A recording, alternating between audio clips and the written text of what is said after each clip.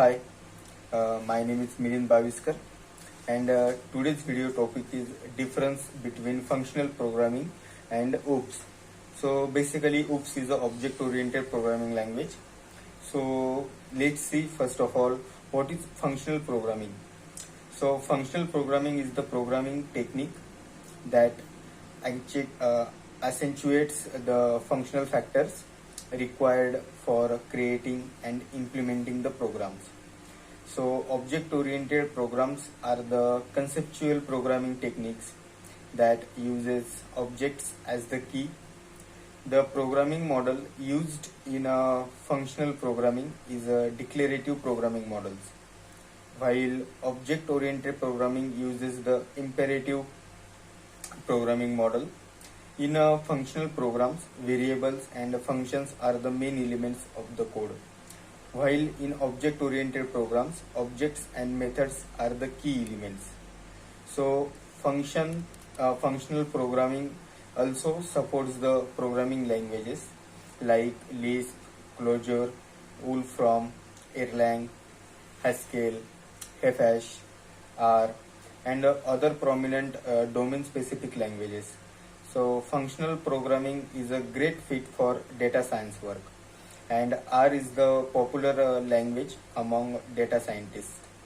The functional programming languages can be translated well into an interactive environment, which makes the understanding of code easier. So functional programming provides advantages like efficiency, lazy evaluation, nested functions, bug-free code, parallel programming. So in other words, in simple language, functional programming is to write the function having statements to execute a particular task for the application. The function can be easily invoked and reused at any point. It also helps the code to be managed, and the same thing or statements does not need to write again and again. So functional programming based on different concepts is first one is a high ordered functions, HOF. Second one is a pure function. Third one is a recursion. Fourth one is a strict and non-strict evaluation.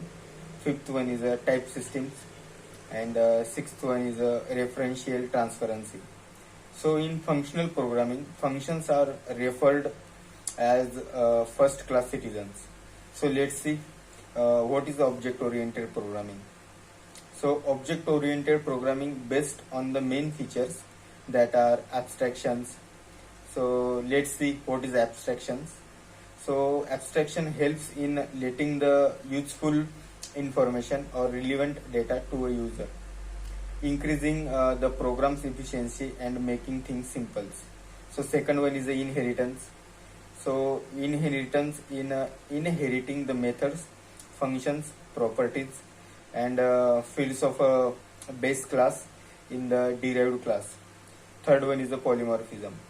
So polymorphism helps in doing one task in many ways with the help of overloading and overriding, which is also known as a compile time and runtime polymorphism.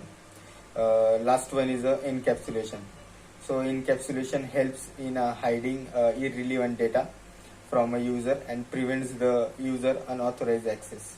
Thank you.